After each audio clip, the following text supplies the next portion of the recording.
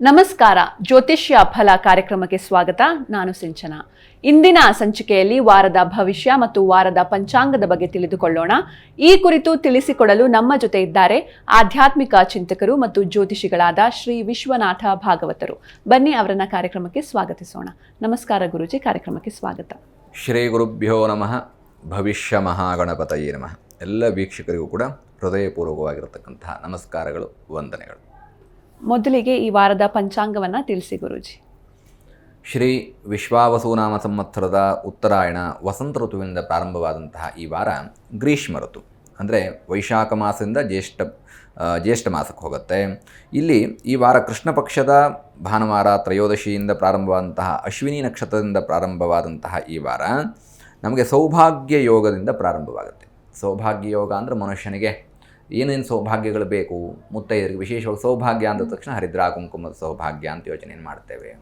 ಮನೆಯಲ್ಲಿ ಶಾಂತಿ ನೆಮ್ಮದಿ ಅನ್ನುವಂತಹ ಸೌಭಾಗ್ಯವನ್ನು ಯೋಚನೆ ಮಾಡ್ತೇವೆ. ಅಂತಹ ಸೌಭಾಗ್ಯ ಯೋಗದಿಂದ ಪ್ರಾರಂಭವಾಗಿ ಅಂದರೆ ದಿನಾಂಕ 25ರಿಂದ ಪ್ರಾರಂಭವಾಗಿ 31ನೇ ತಾರೀಕು ಮೇ 31ನೇ ತಾರೀಕಿನವರೆಗೆ ಅಂದರೆ ಶುಕ್ಲ ಪಕ್ಷ ಪಂಚಮಿಯವರೆಗೆ ಇರುತ್ತೆ. ಮಧ್ಯದಲ್ಲಿ ವಿಶೇಷವಾಗಿ ಅಮಾವಾಸ್ಯೆ ಬರುತ್ತೆ. 2 ದಿನ ಅಮಾವಾಸ್ಯೆಗಳು ಬರುತ್ತೆ. ನಾವು ಸರ್ವೇ ಸಾಮಾನ್ಯ ಪ್ರತಿ ವಾರವೂ ಕೂಡ ಗ್ರಹಗಳ ಚಲನೆಯನ್ನು ಗಮನಿಸ್ತಾ ಹೋಗ್ತೇವೆ. ಯಾವ್ಯಾವ ಗ್ರಹಗಳು ಈ ವಾರದಲ್ಲಿ ಸ್ಥಾನ ಬದಲಾವಣೆಯನ್ನು ಮಾಡಿದವು, ಆ ಸ್ಥಾನ ಬದಲಾವಣೆಯಿಂದ ಏನೇನು ವೇರಿಯೇಷನ್ಗಳಾಗತ್ತೆ ಅನ್ನುವಂಥದ್ದನ್ನು ಈ ವಾರದ ಪಂಚಾಂಗದಲ್ಲಿ ನಾವು ಗಮನಿಸಬೇಕಾಗಿರ್ತಕ್ಕಂಥದ್ದು. ನವಗ್ರಹಗಳ ಎಲ್ಲ ಗ್ರಹಗಳಿಗೂ ಕೂಡ ನಕ್ಷತ್ರಗಳ ಮೇಲೆಯೂ ಚಲನೆ ಅನ್ನುವಂಥದ್ದು ಇರುತ್ತೆ. ಒಂದು ರಾಶಿಗೆ 3 ನಕ್ಷತ್ರಗಳು. ಉದಾಹರಣೆಗೆ ಅಶ್ವಿನಿ ಭರಣಿ ಕೃತ್ತಿಕಾ ನಕ್ಷತ್ರದ ಮೊದಲನೇ ಚರಣದವರೆಗೆ ಒಂದೇ ರಾಶಿ. ಹಾಗಾಗಿ ನವಗ್ರಹಗಳು ಬದಲಾವಣೆಯನ್ನು ಮಾಡುವಂತಹ ಸಂದರ್ಭ ರಾಶಿಯಿಂದ ರಾಶಿ ಚಲನೆಯನ್ನು ಮಾಡ್ತಾರಾ ಅಂತ ಕೇಳಿದ್ರೆ ಇಲ್ಲ, ಅಲ್ಲಿ ಪ್ರತಿಯೊಂದು ನಕ್ಷತ್ರಗಳಿಂದಲೂ ಚಲನೆ ಅನ್ನುವಂಥದ್ದು ಇರುತ್ತೆ. ಹಾಗಾಗಿ ಈ ವಾರದ ಪಂಚಾಂಗದಲ್ಲಿ ನಾವು ರೋಹಿಣಿ ನಕ್ಷತ್ರ 1ನೇ ಚರಣಕ್ಕೆ ರವಿಯ ಪ್ರವೇಶವಾಗುತ್ತೆ. ಆಶ್ಲೇಷ ನಕ್ಷತ್ರದ 3ನೇ ಚರಣಕ್ಕೆ ಕುಜನ ಪ್ರವೇಶ, ರೋಹಿಣಿ ನಕ್ಷತ್ರ 1ನೇ ಚರಣಕ್ಕೆ ಬುಧನ ಪ್ರವೇಶವೂ ಆಗುತ್ತೆ. ಮೃಗಶಿರ ನಕ್ಷತ್ರದ 3ನೇ ಚರಣಕ್ಕೆ ಗುರು, ರೇವತಿ ನಕ್ಷತ್ರದ 4ನೇ ಚರಣಕ್ಕೆ ಶುಕ್ರ, ಉತ್ತರಾಭಾದ್ರಾ ನಕ್ಷತ್ರದ 1ನೇ ಚರಣಕ್ಕೆ ಶನಿ ಪರಮಾತ್ಮ, ಪೂರ್ವಾಭಾದ್ರಾ ನಕ್ಷತ್ರದ 3ನೇ ಚರಣಕ್ಕೆ ರಾಹು ಹಾಗೂ ಉತ್ತರಾ ಫಲ್ಗುಣಿ ನಕ್ಷತ್ರದ 1ನೇ ಚರಣಕ್ಕೆ ಕೇತು. ಇದು ಈ ವಾರದ ಪಂಚಾಂಗದಲ್ಲಿರೋದು. ಇದರಿಂದ ನನಗೇನು ಲಾಭ ಅಂತ ಕೇಳ್ಬೋದು. ಇದನ್ನು ಕೇಳಿಸ್ಕೊಳ್ಳೋದು ನನಗೇನು ಲಾಭ ಅಂತ ನೋಡಿ. ಇಲ್ಲಿ ಎಲ್ಲರ ನಕ್ಷತ್ರಗಳು ಬಂತು ಸರ್ವೇ ಸಾಮಾನ್ಯವಾಗಿ ಅಲ್ವಾ. ಆವಾವ ನಕ್ಷತ್ರದಲ್ಲಿರ್ತಕ್ಕಂಥವ್ರಿಗೆ ವೇರಿಯೇಷನ್ ಆಗುತ್ತೆ. ವೀಕ್ಷಕರಲ್ಲಿ 27 ನಕ್ಷತ್ರದವರು ಇರ್ತಾರೆ. ಅಶ್ವಿನಿಯಿಂದ ಹಿಡಿದು ರೇವತಿ ನಕ್ಷತ್ರದವರೆಗೂ ಇರ್ತಾರೆ. ಇಲ್ಲಿ ಅವರ ನಕ್ಷತ್ರಕ್ಕೆ ಎಂಟ್ರಿ ಆಗ್ತಕ್ಕಂಥದ್ದು. ಸರ್ವೇ ಸಾಮಾನ್ಯ ಮೇಷರಾಶಿ ಶನಿಯ ಪ್ರವೇಶವಾಯಿತು ಅಂತಂದರೆ ಆ ಮೇಷರಾಶಿಗೂ 3 ನಕ್ಷತ್ರಗಳಿದ್ದಾವೆ, ಅಶ್ವಿನಿ ಭರಣಿ ಕೃತ್ತಿಕ. ಇದರಲ್ಲಿ ಯೋಚನೆ ಮಾಡಬೇಕು, ಎಲ್ಲಿ ಶನಿ ಪರಮಾತ್ಮ ನನ್ನ ನಕ್ಷತ್ರದಲ್ಲಿದ್ದಾನೋ ಅಥವಾ ಭರಣಿ ನಕ್ಷತ್ರದಲ್ಲಿದ್ದಾನೋ ಅಥವಾ ಕೃತ್ತಿಕಾದಲ್ಲಿದ್ದಾನೋ ಅಂತ ಅಶ್ವಿನಿ ನಕ್ಷತ್ರದ ಯೋಚನೆಯನ್ನು ಮಾಡಬೇಕು. ಅಂದರೆ ತನ್ನ ನಕ್ಷತ್ರದಿಂದ ಬಿಡುಗಡೆಯನ್ನು ಹೊಂದಿದರೂ ಕೂಡ ಅಥವಾ ತನ್ನ ನಕ್ಷತ್ರದಲ್ಲಿ ಇಲ್ಲದೇ ಇದ್ದರೂ ಕೂಡ ಶುಭ ಫಲವನ್ನು ಕಾಣುವಂತಹ ಯೋಗ ಜ್ಯೋತಿಷ್ಯದಲ್ಲಿ ಸಿಗುತ್ತೆ. ಹಾಗಾಗಿ ಇದೆಲ್ಲ ಪಂಚಾಂಗದಲ್ಲಿ ನಾವು ತಿಳಿದುಕೊಂಡಿರಬೇಕು. ಇದು ಈ ವಾರದ ಪಂಚಾಂಗದ. ಖಂಡಿತ ಗುರುಜಿ. ಇನ್ನು ಈ ವಾರದ ವಿಶೇಷತೆಗಳ ಬಗ್ಗೆ ನೋಡೋದಾದರೆ, ಒಂದು ಬೌಧಾಯನ ಅಮಾವಾಸ್ಯೆ ಅನ್ನೋದಾಗಿ ಹೇಳ್ತೇವೆ, ಇನ್ನೊಂದು ಬಾದಾಮಿ ಅಮಾವಾಸ್ಯೆ ಅಂತ ಹೇಳ್ತೇವೆ ಅಥವಾ ಕಾತ್ಯಾಯನ ಅಮಾವಾಸ್ಯೆ ಅನ್ನೋದಾಗಿ ಹೇಳ್ತೇವೆ. 2 ದಿನ ಅಮಾವಾಸ್ಯೆ ಬರ್ತಕ್ಕಂಥದ್ದು. 2 ದಿನ ಅಮಾವಾಸ್ಯೆ ಬಂದಂತಹ ಸಂದರ್ಭದಲ್ಲಿ ಮನುಷ್ಯನ ವೇರಿಯೇಷನ್ ಅಥವಾ ಅಮಾವಾಸ್ಯೆಯ ಫಲಾಫಲಗಳು ಹೇಗಿರುತ್ತೆ ಅನ್ನುವಂಥದ್ದು ಯೋಚನೆ ಮಾಡಿದಾಗ, ಅಮಾವಾಸ್ಯೆ ಅಂದ ತಕ್ಷಣವೇ ಮನುಷ್ಯನಲ್ಲಿ ಸ್ವಲ್ಪ ಕ್ರೋಧಾಗ್ನಿ ಜಾಸ್ತಿ ಆಗ್ತಕ್ಕಂಥದ್ದು, ಸ್ವಲ್ಪ ಹೀಟ್ ಮೂಮೆಂಟ್ ಜಾಸ್ತಿ ಇರುತ್ತೆ. ಹುಣ್ಣಿಮೆ ಅಮಾವಾಸ್ಯೆಗಳಲ್ಲಿ ಮನುಷ್ಯನ ಬಿಹೇವಿಯರ್ಗಳಲ್ಲೂ ಕೂಡ ಬದಲಾವಣೆ ಆಗುತ್ತೆ. ಎಷ್ಟೇ ಶಾಂತತೆ ಇರುವಂತಹ ವ್ಯಕ್ತಿಯ ಮುಖದಲ್ಲೂ, ಮಂದಹಾಸ ಇರುವಂತಹ ಆ ಮುಖಲಕ್ಷಣದಲ್ಲೂ ಕೂಡ ಕೆಲವೊಂದು ರೀತಿಯಾದಂತಹ ಬದಲಾವಣೆಗಳನ್ನು ನೀವು ಕಾಣಬಹುದು. ಅದಕ್ಕೆ ಶಾಸ್ತ್ರದಲ್ಲಿ ಒಂದು ಉಲ್ಲೇಖ ಮಾಡಿದ್ದಾರೆ. ಇಂದ್ರಿಯಾರ್ಥೇಶು ವೈರಾಗ್ಯ ಮನಃ ಅಂಕಾರ ಏವಚ ಜನ್ಮ ಮೃತ್ಯು ಜ್ವರಾವ್ಯಾಧಿ ದುಃಖ ದೋಷಾನು ದರ್ಶನಂ ಅನ್ನೋದಾಗಿ. ಇಂದ್ರಿಯಾರ್ಥೇಶು ವೈರಾಗ್ಯ, ಇಂದ್ರಿಯಗಳಿಗೆ ವೈರಾಗ್ಯ ಬರಬೇಕಂತೆ. ಮನುಷ್ಯನಿಗೆ ಆಸೆ ಇದೆಯಾ ಅಂತ ಕೇಳಿದ್ರೆ, ಮನುಷ್ಯ ಆಸೆಯನ್ನು ಬಿಡುವಂಥದ್ದು ಯಾವಾಗ ಕೇಳಿದ್ರೆ ಇಂದ್ರಿಯಗಳ ವೈರಾಗ್ಯವನ್ನು ತೆಗೆದುಕೊಂಡಾಗ. ಆದರೆ ಮನುಷ್ಯನ ಮನಸ್ಸು ಹಾಗೆ ಮಾಡೋದಿಲ್ಲ. ಮನಸ್ಸು ಇನ್ನೂ ಏನೊಂದು ಬೇಕು ಅಂತ ಹೇಳ್ತಾ ಇರುತ್ತೆ. ಇಂದ್ರಿಯಗಳ ವೈರಾಗ್ಯ ಬಂದುಬಿಟ್ಟಿರುತ್ತೆ. ಇಂದ್ರಿಯನ್ನು ಹೊರತುಪಡಿಸಿ ಮನಸ್ಸಿದೆಯಾ ಅಂತ ಕೇಳಿದ್ರೆ ಇಲ್ಲ. ಆದರೆ ಉದಾಹರಣೆ ನಿಮ್ಗೆ ಅರ್ಥವಾಗದೇ ಇದ್ದರೆ ಹೇಳ್ತೇನೆ, ಬಿಡಿಸಿ ಹೇಳ್ತೇನೆ. ದೇಹ ಯಾವುದೋ ಒಂದು ಸಕ್ಕರೆ ಕಾಯಿಲೆಯನ್ನು ಬಳಲ್ತಾ ಇದೆ ಅಂತ ಅಂದ್ಕೊಳ್ಳಿ. ದೇಹಕ್ಕೆ ಗೊತ್ತು ಸಕ್ಕರೆ ಬೇಡ, ಸಿಹಿ ಬೇಡ ಅಂತ. ಆದರೆ ಮನಸ್ಸು ಹೇಳ್ತಾ ಇರುತ್ತೆ ನಂಗೆ ಆ ಸಕ್ಕರೆ ಬೇಕು, ಸಿಹಿ ಬೇಕು ಅಂತ ಹೇಳ್ತಾ ಇರುತ್ತೆ. ಹಾಗಾದರೆ ಇದೆರಡು ಬೇರೆ ಅಲ್ವಾ? ಹಾಗಾಗಿ ಇದನ್ನು ಕಂಟ್ರೋಲ್ ಮಾಡ್ತಕ್ಕಂಥದ್ದು ಇದು ಇಂದ್ರಿಯಗಳ ನಿಗ್ರಹ ಅನ್ನೋದಾಗಿ. ವೈರಾಗ್ಯ ಬೇಕು ಅಂತ ಹೇಳಿ ಮನುಷ್ಯ ನಾವು ಹೇಳ್ತೇವೆ, ನಾನು ವೈರಾಗ್ಯಕ್ಕೆ ಬಂದ್ಬಿಟ್ಟಿದ್ದೇನೆ ಸ್ವಾಮಿಗಳೇ ಅಂತ ಹೇಳ್ತೇವೆ. ಕರೆಕ್ಟಾ? ಹೌದು. ಯಾವ ವೈರಾಗ್ಯ, ದೈಹಿಕವಾದಂತಹ ವೈರಾಗ್ಯವೋ ಮಾನಸಿಕವಾದಂತಹ ವೈರಾಗ್ಯವೋ ಅನ್ನೋದನ್ನು ನಾವು ತಿಳಿದುಕೊಳ್ಳಬೇಕು. ಹಾಗಾಗಿ ಈ ಅಮಾವಾಸ್ಯೆಗಳು ಅನ್ನುವಂಥದ್ದು ಸರ್ವಶ್ರೇಷ್ಠ. ವೈರಾಗ್ಯದಿಂದ ಮೀರಿ ಏನೋ ಒಂದು ಗೆಲ್ಲಬೇಕು ಅನ್ನುವಂಥದ್ದನ್ನು ಯೋಚನೆ ಮಾಡಿದಾಗ ವೈರಾಗ್ಯವನ್ನು ದಾಟಿರ್ತಕ್ಕಂಥದ್ದು. ಲಲಿತಾ ಸಹಸ್ರನಾಮ ತುಂಬ ಚೆನ್ನಾಗಿ ಬರೆದಿದ್ದಾರೆ. ಪರ ಪ್ರತ್ಯಕ್ಷಿತಿ ರೂಪ ಪಶ್ಯಂತಿ ಪರದೇವತಾ ಮಧ್ಯಮ ವೈಖರಿ ರೂಪ ಭಕ್ತ ಮಾನಸ ಹಂಸಿಕ ಅನ್ನುವಂಥದ್ದು. ನಾವು ಪಶ್ಯಂತಿ ಪರಕ್ಕೆ ಹೋಗ್ಬೇಕಂತೆ. ಪಶ್ಯಂತಿ ಪರ ಅಂದರೆ ಏನು? ನಾವು ಇವತ್ತು ಆಡು ಭಾಷೆಯಲ್ಲಿ ಹೇಳ್ತೇವೆ, ಗುರುಳೇ ನಾನು ದೇವ್ರ ಪೂಜೆ ಮಾಡಿದೆ, ನಂಗೆ ದೇವ್ರು ಏನೂ ಒಳ್ಳೇದು ಮಾಡಲಿಲ್ಲ ಅಂತ ಹೇಳ್ತೇವಲ್ವ. ಎಷ್ಟು ಜನ ಹೇಳ್ತೇವೆ ನಾನು ದೇವ್ರಿಗೆ ಎಷ್ಟು ನಡ್ಕೊಂಡೆ ಅಂತ ಹೇಳ್ತೇವೆ. ಪಶ್ಯಂತಿ ಪರದಲ್ಲಿ ದೇವರನ್ನು ನೋಡಬೇಕಂತೆ. ಕಣ್ಣು ಮುಚ್ಚಿದ್ರೆ ದೇವ್ರು ಕಾಣಬೇಕು ನಿಮಗೆ. ಅಷ್ಟು ಮಟ್ಟಿಗೆ ಭಕ್ತಿ ಅನ್ನುವಂಥದ್ದು ಬೇಕು. ಅದಕ್ಕೆ ಹೇಳುತ್ತೆ ಶಾಸ್ತ್ರ, ಇಂದ್ರಿಯಾರ್ಥೇಶು ವೈರಾಗ್ಯ. ಇಂದ್ರಿಯಗಳಿಗೆ ವೈರಾಗ್ಯ ಬಂದರೂ ಕೂಡ ಮನಹಂಕಾರ ಏವಚ, ಮನಕ್ಕೆ ಅಹಂಕಾರ ಅನ್ನುವಂಥದ್ದಿರುತ್ತೆ. ಹೇಳಿದ್ನಲ್ವ, ಸಕ್ಕರೆ ಕಾಯಿ ಉದಾಹರಣೆ ಕೊಟ್ಟನಲ್ವ. ಮನಹಂಕಾರ ಇವಚ ಜನ್ಮ ಮೃತ್ಯು ಜ್ವರ ವ್ಯಾಧಿ ದುಃಖ ದೋಷಾನು ದರ್ಶನಂ ಅನ್ನುವಂಥದ್ದು. ನೀವು ಯಾವಾಗ ಈ ವೈರಾಗ್ಯ ಬಿಡೋದಿಲ್ವೋ ಅಲ್ಲಿಗೆ ನಿಮ್ಗೆ ಜನ್ಮವೂ ಇರುತ್ತೆ, ಮೃತ್ಯುವೂ ಇರುತ್ತೆ, ವ್ಯಾಧಿಯೂ ಇರುತ್ತೆ, ದುಃಖವೂ ಇರುತ್ತೆ, ದೋಷವೂ ಇರುತ್ತೆ. ಇದನ್ನೆಲ್ಲ ನೀವು ಕಾಣಬೇಕಾಗತ್ತೆ. ಇದನ್ನೆಲ್ಲ ಬಿಡಬೇಕು. ಗುರುಳೇ ನಂಗೆ ಹುಟ್ಟು ಸಿಕ್ಕಿದೆ, ನಾನು ಸಾಯ್ತೇನೆ ಅಂತ ಗೊತ್ತು ಅಲ್ವಾ. ಆದರೂ ಮನುಷ್ಯನಿಗೆ ಎಷ್ಟು ಆಸೆಗಳಿರುತ್ತೆ ಗೊತ್ತಾ. ನಾಳೆ ಬದುಕ್ತೀವೋ ಬಿಡ್ತೀವೋ ಅನ್ನೋದು ಪ್ರತಿಯೊಬ್ಬ ಮನುಷ್ಯನಿಗೂ ಗೊತ್ತಿಲ್ಲ. ಆದರೂ ಇದು ನನ್ನದು ವಸ್ತು, ನನ್ನ ಹಣ, ನನ್ನ ಆಸ್ತಿ ಅಂತ ಹೇಳ್ತೇವೆ.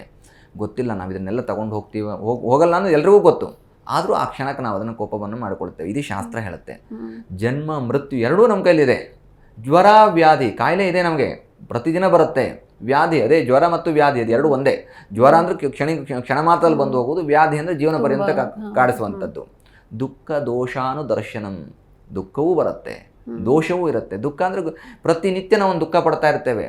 ಅದು ಹಲವು ರೀತಿಯಾದಂತಹ ದುಃಖ. ನನಗೆ ಸಂಪತ್ತಿಲ್ಲ ಅನ್ನುವಂತಹ ದುಃಖ, ಅಥವಾ ನನಗೆ ಯಾರೋ ಮಾತು ಕೇಳಲಿಲ್ಲ ಅಂತ ದುಃಖ ಅಲ್ವಾ. ನನ್ನನ್ನು ಯಾರೋ ಹರ್ಟ್ ಮಾಡಿಬಿಟ್ರು, ಚೀಟ್ ಮಾಡಿಬಿಟ್ರು, ಹೀಗೆ ಸಾವಿರಾರು ದುಃಖಗಳಿದ್ದಾವೆ ಮನುಷ್ಯನಿಗೆ. ದೋಷ ದರ್ಶನಂ, ದೋಷದಲ್ಲಿ ಬರೀ ಜಾತಕದಲ್ಲಿ ಬರೆದಿರುವ ದೋಷಗಳಷ್ಟೇ ಕಾರಣವಾಗಿ ಗುರುಗಳೇ ಅಂತ ಕೇಳಿದರೆ ಇಲ್ಲ. ಮನೆಯಲ್ಲಿ ಗೃಹಿಣಿ ಗ್ರಹಮುಚ್ಯತೆ ಅಂತ ಹೇಳ್ತೇವೆ. ಗೃಹಿಣಿಯನ್ನು ಯಾರು ನೋಯಿಸಿರ್ತಾರೋ ಅದು ದೋಷ. ಅಪ್ಪ ಅಮ್ಮನ ಮಾತನ್ನು ಯಾರು ನಾವು ಸರ್ವೇ ಸಾಮಾನ್ಯ ಮಾಡಿಬಿಡ್ತೇವೆ. ಅಪ್ಪ ಅಮ್ಮ ಹೇಳಿದ್ರೆ ನಿಮ್ಗೇನು ಗೊತ್ತು, ಕೂತ್ಕೊಳ್ಳಿ ಅಂತ ಹೇಳುವಂತಹ ಕಾಲ ಬಂದ್ಬಿಟ್ಟಿದೆ ಅಲ್ವಾ. ಅದನ್ನು ನಾವು ದೂಷಣೆ ಮಾಡಿ ಹೋಗ್ತೇವೆ. ಅದೊಂದು ಶಾಪವಾಗಿ ಪರಿಣಮಿಸುತ್ತೆ. ಖಂಡಿತ ಗುರೂಜಿ. ಇನ್ನು ವಾರದ ಪಂಚಾಂಗ ಮತ್ತು ವಾರದ ವಿಶೇಷತೆಗಳ ಬಗ್ಗೆ ತಿಳಿದುಕೊಂಡ್ವಿ. ಈಗ 12 ರಾಶಿಯ ವಾರದ ಭವಿಷ್ಯದ ಬಗ್ಗೆ ತಿಳಿದುಕೊಳ್ಳೋಣ. ಮೊದಲಿಗೆ ಮೇಷ ರಾಶಿಯ ವಾರದ ಭವಿಷ್ಯವನ್ನ ನೋಡೋದಾದ್ರೆ ಹೇಗಿದೆ ಗುರೂಜಿ? ಅಶ್ವಿನಿ ಭರಣಿ ಕೃತ್ತಿಕಾ ನಕ್ಷತ್ರಕ್ಕೆ ಮೇಷರಾಶಿಯವರಿಗೆ ಈ ವಾರ ಸ್ವಲ್ಪ ಜಡತ್ವ ಕಾಣಿಸಿಕೊಳ್ತಕ್ಕಂಥದ್ದು, ಲೇಜಿನೆಸ್ ಕಾಣಿಸಿಕೊಳ್ತಕ್ಕಂಥದ್ದು, ಆಸಕ್ತಿಗಳಿರೋದಿಲ್ಲ. ಕೆಲಸ ಮಾಡೋದಕ್ಕಾಗಲಿ ಅಥವಾ ಯಾವುದೇ ರೀತಿಯಾದಂತಹ ಮಾತುಕತೆಗಳಿಗೂ ಆಸಕ್ತಿ ಇರೋದಿಲ್ಲ. ಸುಮ್ಮನೆ ಏನೊಂದು ಮೂಡಿಯಾಗಿ ಕೂತ್ಕೊಳ್ತಕ್ಕಂತಹ ಸಾಧ್ಯತೆಗಳಿರುತ್ತೆ. ಇದನ್ನು ಜಡಯೋಗ ಅಂತ ಕರಿತೇವೆ ನಾವು. ಜಡತ್ವ ಬರ್ತಕ್ಕಂಥದ್ದು. ಏನು ಮಾಡ್ಕೋಬೇಕಾಗಾದರೆ ಹನುಮಾನ್ ಚಾಲೀಸ, ಹನುಮಾನ್ ಮಂತ್ರಗಳನ್ನ ಹೇಳ್ಕೊಳ್ಬೇಕು. ತುಮಸ್ಮಿನ್ ಕಾರ್ಯನಿರ್ಯೋಗೆ ಪ್ರಮಾಣಂ ಹರಿಸತ್ತಮ ಹನುಮಾನ್ ಯತ್ನಮಸ್ತಾಯ ದುಃಖಕ್ಷೇಕರೋಭವ, ದುಃಖವನ್ನೆಲ್ಲ ದೂರ ಮಾಡು ಎನ್ನುವುದಾಗಿ ಆಂಜನೇಯನ ಸ್ಮರಣೆಯನ್ನು ಮಾಡಿದರೆ ಅಸಾಧ್ಯ ಸಾಧಕ ಸ್ವಾಮಿನ್ ಅಸಾಧ್ಯಂ ತವ ಕಿಂವದ. ಮನುಷ್ಯನಿಗೆ ಜಡಯೋಗದಿಂದ ದೂರವಾಗಿ ಯಾವುದೂ ಅಸಾಧ್ಯವಲ್ಲ, ಸಾಧ್ಯವನ್ನು ಮಾಡಿಕೊಳ್ತೇನೆ ಅನ್ನೋದಕ್ಕೆ ಆಂಜನೇಯನ ಮಂತ್ರ ಬಹಳ ವಿಶೇಷವಾದಂಥದ್ದು. ಆಂಜನೇಯನ ಮಂತ್ರ ಹೇಳ್ಕೊಳ್ಳಿ, ನಿಮ್ಮ ಎಲ್ಲ ಕಷ್ಟಗಳು ದೂರವಾಗುತ್ತೆ. ಕಾರ್ಯಸಿದ್ಧಿ ಹನುಮಾನ್ ಮಂತ್ರದಿಂದ ಮೇಷರಾಶಿಯವರಿಗೆ ಜಡತ್ವ ಈ ವಾರ ದೂರವಾಗುತ್ತೆ. ವೃಷಭ ರಾಶಿಯ ವಾರದ ಭವಿಷ್ಯವನ್ನು ತಿಳಿಸಿ ಗುರೂಜಿ. ಕೃತ್ತಿಕಾ ರೋಹಿಣಿ ಮೃಗಶಿರ ನಕ್ಷತ್ರಕ್ಕೆ ವೃಷಭ ರಾಶಿ ಬರುತ್ತೆ. ವೃಷಭ ರಾಶಿಯ ಅಧಿಪತಿಯಾಗಿರ್ತಕ್ಕಂಥ ಶುಕ್ರ. ನೋಡಿ, ಭಾಸ್ಕರ ಯೋಗ ನಿಮಗೆ ಈ ವಾರ ಇದೆ. ಭಾಸ್ಕರ ಯೋಗ ಅಂತಂದರೆ ನಿಮ್ಮ ವರ್ಚಸ್ಸು ವೃದ್ಧಿ ಆಗ್ತಕ್ಕಂಥದ್ದು, ನಿಮ್ಮ ಹೆಸರು ಸ್ಥಾನಮಾನ. ಹೇಗೆ ಭಾಸ್ಕರ ಅಂದರೆ ಸೂರ್ಯ, ಆ ಸೂರ್ಯನ ಯೋಗ ನಿಮಗಿದ್ದಂತಹ ಸಂದರ್ಭದಲ್ಲಿ ಎಲ್ಲ ರಾಶಿಗಳು ಬರುತ್ತೆ. ಈ ವಾರ ವೃಷಭ ರಾಶಿಯವರಲ್ಲಿ ಆ ಭಾಸ್ಕರ ಯೋಗ ಇದೆ. ಸೂರ್ಯನನ್ನು ನೋಡಿ ಯಾರು ಅಸೂಯೆ ಪಡೋಕ್ಕಾಗೋದಿಲ್ವೋ ಹಾಗೆ ವೃಷಭ ರಾಶಿಯವರ ಯಶಸ್ಸನ್ನು ವರ್ಚಸ್ಸನ್ನು ನೋಡಿ ಈ ವಾರ ಯಾರೂ ಅಸೂಯೆ ಪಡೋಕ್ಕಾಗೋದಿಲ್ಲ. ಹಾಗಂತ ಅಸೂಯೆ ಪಡದೇ ಇರೋರಿರ್ತಾರ, ಅವರಿದ್ದೇ ಇರ್ತಾರೆ. ಅದರಿಂದ ನಿಮಗೆ ಅನಾರೋಗ್ಯಗಳು ಬರುವಂತಹ ಸಾಧ್ಯತೆಗಳಿರುತ್ತೆ. ಇದನ್ನು ನಾವು ದೃಷ್ಟಿದೋಷ ಅಂತ ಹೇಳ್ತೇವೆ. ಅಂದರೆ ತುಂಬ ಶೋಪ್ಗಳು ಬೇಡ, ಹೇಗೆ ಇದ್ದೀರೋ ಆ ರೀತಿಯಲ್ಲಿರಿ. ಉತ್ತಮವಾದಂತಹ ಕೆಲಸವನ್ನು ಮಾಡಿ ಅದು ನಿಮ್ಮ ವರ್ಚಸ್ಸನ್ನು ಹೆಚ್ಚು ವೃದ್ಧಿ ಮಾಡ್ತಾ ಹೋಗುತ್ತೆ. ನಿಮಗೆ ಸೂರ್ಯನ ಅನುಗ್ರಹ ಇದೆ. ಆದಿತ್ಯ ಹೃದಯ, ಸೂರ್ಯ ನಮಸ್ಕಾರಾದಿಗಳನ್ನು ಮಾಡ್ಕೊಳ್ಳಿ, ಉತ್ತಮವಾದಂತಹ ಫಲವನ್ನು ಕಾಣ್ತೀರಿ. ಖಂಡಿತ ಗುರುಜಿ. ಇನ್ನು ಮಿಥುನ ರಾಶಿಯ ವಾರದ ಭವಿಷ್ಯವನ್ನು ನೋಡೋದಾದ್ರೆ ಮೃಗಶಿರ ನಕ್ಷತ್ರ, ಪುನರ್ಸು ನಕ್ಷತ್ರ ಹಾಗೂ ಆರಿದ್ರಾ ನಕ್ಷತ್ರಕ್ಕೆ ಮಿಥುನ ರಾಶಿ ಬರುತ್ತೆ. ಮಿಥುನ ರಾಶಿಯವರಿಗೆ ಬುಧ ಯೋಗ ಅನ್ನೋದಾಗಿ ಇದೆ. ಅಂದರೆ ನಿಮ್ಮ ರಾಶಿಯ ಅಧಿಪತಿಯಾಗಿರ್ತಕ್ಕಂತಹ ಬುಧನಿಂದಲೇ ಉತ್ತಮವಾದಂತಹ ಯೋಗ. ಬುದ್ಧಿಯಲ್ಲಿ ಚಾಕಚಕ್ಯತೆ, ಆಡುವಂತಹ ಮಾತುಗಳಲ್ಲಿ ಉತ್ತಮವಾದಂತಹ ತೀರ್ಮಾನವನ್ನು ತೆಗೆದುಕೊಳ್ಳತಕ್ಕಂಥದ್ದು ಮತ್ತು ನಿಮ್ಮ ಮಾತಿನಿಂದಾಗಿ ನಿಮ್ಮ ಅಭಿವೃದ್ಧಿ, ಸಮಾಜದ ಸ್ಥಾನಮಾನ ಇರ್ಬೋದು, ಪೊಸಿಷನ್ ಇರ್ಬೋದು, ಪ್ರಮೋಷನ್ ಇರ್ಬೋದು, ನಿಮ್ಮ ಟ್ಯಾಲೆಂಟಿಂದಾಗಿ ನೀವು ಅದನ್ನು ಗಿಟ್ಟಿಸಿಕೊಳ್ತಕ್ಕಂತಹ ಸಾಧ್ಯತೆಗಳು ಹೆಚ್ಚಿರುತ್ತೆ. ತುಂಬ ಚೆನ್ನಾಗಿ ಮಾತಾಡಿದ್ರೆ ಪ್ರಮೋಷನ್ ಸಿಗುತ್ತೆ, ಅಥವಾ ತುಂಬ ಚೆನ್ನಾಗಿ ಕೆಲಸ ಮಾಡಿದರೆ ಪ್ರಮೋಷನ್ ಸಿಗುತ್ತೆ. ಇದು ಎರಡೂ ಬೇಕಾಗುತ್ತೆ. ಬರೀ ಕೆಲಸ ಮಾಡಿಕೊಂಡು ವೈರತ್ವ ಕಟ್ಕೊಂಡಿದ್ದು ಪ್ರಮೋಷನ್ ಆಗೋದಿಲ್ಲ, ಮಾತಿನಲ್ಲಿ ಬೇಕು. ಇದು ನಿಮಗೆ ಬುಧ ಯೋಗ ಈ ವಾರ ಮಿಥುನ ರಾಶಿಯವರಿಗೆ ಇದು ಸೂಚನೆಯನ್ನು ಮಾಡುತ್ತೆ. ನಿಮ್ಮ ವಾಕ್ಶುದ್ಧಿಯನ್ನು ವೃದ್ಧಿ ಮಾಡಿಕೊಳ್ಳಿ, ಮಹಾವಿಷ್ಣುವಿನ ಸ್ಮರಣೆ ಮಾಡಿಕೊಳ್ಳಿ, ಉತ್ತಮವಾದಂತಹ ಫಲವನ್ನು ಮಿಥುನ ರಾಶಿಯವರು ಕಾಣ್ತೀರಿ. ಖಂಡಿತ ಗುರೂಜಿ. ಇನ್ನು ಕಟಕ ರಾಶಿಯ ವಾರದ ಭವಿಷ್ಯವನ್ನ ನೋಡೋದಾದ್ರೆ, ಪುನರ್ವಸು ನಕ್ಷತ್ರ, ಪುಷ್ಯಮಿ ನಕ್ಷತ್ರ ಹಾಗೂ ಆಶ್ಲೇಷ ನಕ್ಷತ್ರಕ್ಕೆ ಕರ್ಕಾಟಕ ರಾಶಿ. ಕರ್ಕಾಟಕ ರಾಶಿ ಅಧಿಪತಿಯಾಗಿರ್ತಕ್ಕಂಥವನು ಚಂದ್ರ, ನಿಮ್ಮ ರಾಶಿಯಲ್ಲಿಯೇ ಕುಜ ಇದ್ದಾನೆ. ಹಾಗಾಗಿ ಅನ್ನ ಆಹಾರಾದಿಗಳನ್ನು ದಾನ ಧರ್ಮ ಮಾಡ್ತಕ್ಕಂಥದ್ದು ಮತ್ತು ಉತ್ತಮವಾದಂತಹ ಆಹಾರದ ಬಗ್ಗೆ ಜಾಗೃತಿಯನ್ನು ವಹಿಸ್ತಕ್ಕಂಥದ್ದು ಮತ್ತು ಆಹಾರದ ಆಸೆಯನ್ನು ಹೊಂದತಕ್ಕಂಥದ್ದು. ಈ ಊಟ ಕೂಡ ಒಂದು ಪ್ಯಾಷನ್. ಅದು ಎಲ್ರಿಗೂ ಊಟದ ಬಗ್ಗೆ ಪ್ಯಾಷನ್ ಇರೋದಿಲ್ಲ. ಕೆಲವೊಬ್ರು ಹೊಟ್ಟೆ ತುಂಬಲಿ ಅಂತ ಊಟ ಮಾಡ್ತಾರೆ, ಕೆಲವೊಬ್ರು ಶಿಸ್ತಿನಿಂದ ಚಂದದಾದಂತಹ ಊಟವನ್ನು ಮಾಡ್ತಾರೆ. ಪ್ರಮಾಣ ಕಡಿಮೆ ಇದ್ದರೂ ಕೂಡ ಕ್ವಾಂಟಿಟಿ ಮತ್ತು ಕ್ವಾಲಿಟಿಯಲ್ಲಿ ವ್ಯತ್ಯಾಸ ಇದೆ ಅಲ್ವಾ. ಹಾಗಾಗಿ ಇದೊಂದು ವಿಶೇಷವಾದಂತಹ ಪರಾನ್ನ ಯೋಗ ಅಂತ ಹೇಳುತ್ತೆ. ಇದೆಲ್ಲ ಯೋಗಗಳು ನೋಡಿ ಜ್ಯೋತಿಷ್ಯ ಶಾಸ್ತ್ರದಲ್ಲಿ ಇದ್ದಾವೆ. ಹಾಗಾಗಿ ಪರಾನ್ನ ಯೋಗ ಅಂತಂದ್ರೇನು, ನಿಮಗಿರುವಂಥ ಆಹಾರದ ಆಸೆ ಮತ್ತು ಆಕರ್ಷಣೆಗಳನ್ನು ಮತ್ತೊಬ್ಬರಿಗೂ ಹೇಳ್ತೀರಿ, ಆಹಾರಗಳನ್ನು ದಾನ ಧರ್ಮ ಮಾಡ್ತೀರಿ ಮತ್ತು ಆಹಾರದ ಕ್ಷೇತ್ರದಲ್ಲಿ ಹೆಚ್ಚು ಆಸಕ್ತಿಯನ್ನು ವಹಿಸ್ತೀರಿ. ತೀರ್ಥಕ್ಷೇತ್ರಕ್ಕೆ ಹೋಗ್ತಕ್ಕಂಥದ್ದು ಇರ್ಬೋದು, 4 ಜನರಿಗೆ ಪ್ರಸಾದ ವಿನಿಯೋಗ ಮಾಡ್ತಕ್ಕಂಥದ್ದು ಇರ್ಬೋದು, ಅಥವಾ ಏನೂ ಮಾಡಲಿಲ್ಲ ಅಂದರೂ ಕೂಡ ಮನೆಯಲ್ಲಿ ಒಂಚೂರು ಪ್ರಸಾದ ಅಂತ ರೆಡಿ ಮಾಡಿ, ಅದು ಆಹಾರ ಅಂತ ರೆಡಿ ಮಾಡಿ 4 ಜನ ಭಿಕ್ಷುಕರಿಗೆ ದಾನ ಮಾಡ್ತಕ್ಕಂಥದ್ದು, ಇದೆಲ್ಲ ಕರ್ಕಾಟಕ ರಾಶಿಯವರು ಮಾಡ್ತೀರಿ ಮತ್ತು ಅದರಿಂದ ಶುಭ ಫಲ ಪುಣ್ಯ ಅನ್ನುವಂಥದ್ದು ಕರ್ಕಾಟಕ ರಾಶಿಯವರು ಪ್ರಾಪ್ತವಾಗುತ್ತೆ. ಇನ್ನು ಸಿಂಹ ರಾಶಿಯ ವಾರದ ಭವಿಷ್ಯವನ್ನು ತಿಳಿಸೋದಾದ್ರೆ, ಮಘ ನಕ್ಷತ್ರ, ಪುಬ್ಬ ನಕ್ಷತ್ರ, ಉತ್ತರ ನಕ್ಷತ್ರಕ್ಕೆ ಸಿಂಹರಾಶಿ. ಸಿಂಹರಾಶಿ ಅಧಿಪತಿಯಾಗಿರ್ತಕ್ಕಂಥನು ರವಿ.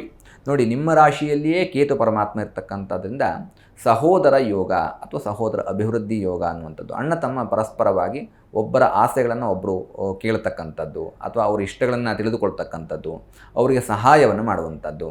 ಒಂದು ಗಾದೆ ಇದೆ, ಹುಟ್ಟುತ್ತಾ ಅಣ್ಣ ತಮ್ಮಂದರು ಬೆಳೆತಾ ದಾಯಾದಿಗಳು ಅನ್ನುವಂಥದ್ದಾಗಿದೆ. ಅದನ್ನು ಕೂಡ ಸುಳ್ಳು ಮಾಡ್ತಕ್ಕಂತಹ ಒಂದು ಯೋಗ ಈ ವಾರ ಸಿಂಹರಾಶಿಯವರಿಗೆ ಇರುತ್ತೆ. ಅಂದರೆ ಸಹಾಯಾದಿಗಳನ್ನ ಪರಸ್ಪರವಾಗಿ ಮಾಡ್ತಾ ಹೋಗ್ತೀರಿ, ಅವ್ರಿಗೇನು ಕಷ್ಟ ಇದೆ ಅನ್ನುವಂಥದ್ದನ್ನು ತಿಳಿದುಕೊಳ್ತಾ ಹೋಗ್ತೀರಿ. ಸಹೋದರಲ್ಲಿ ಅತಿ ಹೆಚ್ಚು ಪ್ರೀತಿ ವಿಶ್ವಾಸ ಅನ್ನುವಂಥದ್ದು ಇರುತ್ತೆ. ಕೃಷ್ಣ ಬಲರಾಮರ ಹಾಗೆ ನಿಮ್ಮ ಜೀವನದಲ್ಲಿ ಅಭಿವೃದ್ಧಿಯನ್ನು ಸಿಂಹರಾಶಿಯವರು ಅಣ್ಣ ತಮ್ಮಂದರಿಂದ ಅಥವಾ ಅಕ್ಕ ತಂಗಿಯರಿಂದ, ಸಹೋದರ ಸಹೋದರಿ ಎರಡನ್ನೂ ತೆಗೆದುಕೊಳ್ಳಬಹುದು. ಒಟ್ಟಾರೆಯಾಗಿ ನಿಮ್ಮ ಸಿಬ್ಲಿಂಗ್ಸಿಂದ ಈ ಉತ್ತಮವಾದಂತಹ ಫಲವನ್ನು ನೀವು ಪ್ರಾಪ್ತ ಮಾಡಿಕೊಳ್ತೀರಿ. ಸರಿ ಗುರೂಜಿ. ಇನ್ನು ಕನ್ಯಾ ರಾಶಿಯ ವಾರದ ಭವಿಷ್ಯವನ್ನು ನೋಡೋದಾದ್ರೆ, ಉತ್ತರ ನಕ್ಷತ್ರ, ಹಸ್ತ ನಕ್ಷತ್ರ ಹಾಗೂ ಚಿತ್ತಾ ನಕ್ಷತ್ರಕ್ಕೆ ಕನ್ಯಾ ರಾಶಿ ಬರುತ್ತೆ. ಏಕಾದಶ ಶುಭ ಸ್ಥಾನದಲ್ಲಿ ಕುಜ ಮತ್ತು ಕರ್ಮಸ್ಥಾನದಲ್ಲಿ ಗುರು ಇರತಕ್ಕಂಥದ್ರಿಂದಾಗಿ ನೋಡಿ, ಕನ್ಯಾ ರಾಶಿಯವರಿಗೆ ಮಾಡುವಂತಹ ಕೆಲಸ ಕಾರ್ಯಗಳಲ್ಲಿ ಯಶಸ್ಸಾಗುತ್ತೆ. ಹೂಡಿಕೆಯಲ್ಲಿ ಹೆಚ್ಚು ಲಾಭವನ್ನು ಪ್ರಾಪ್ತ ಮಾಡಿಕೊಳ್ಳಬಹುದು. ಇದು ಪ್ರತಿಯೊಬ್ಬರಿಗೂ ನಾವು ಪ್ರತಿನಿತ್ಯ ಸೇರಿಸಿಕೊಳ್ಳುವಂತಹ ವಿಷಯವಾಗಿ ಹೋಗಿದ್ದಾವೆ. ಯಾವುದು ಈ ಶೇರ್ ಮಾರ್ಕೆಟು ಇವೆಲ್ಲ ಮಾಡ್ಬೋದಂತ. ಯಾಕಂದರೆ ತಪ್ಪಲ್ಲ, ಪ್ರತಿಯೊಬ್ಬರಿಗೂ ಕೂಡ ಒಂದು ಎಕ್ಸ್ಟ್ರಾ ಇನ್ಕಮ್ ಬೇಕು. ಅದಕ್ಕೋಸ್ಕರವಾಗಿ ಪ್ರತಿಯೊಬ್ಬರೂ ತನ್ನನ್ನು ತಾನು ತೊಡಗಿಸಿಕೊಳ್ತಕ್ಕಂಥದ್ದು.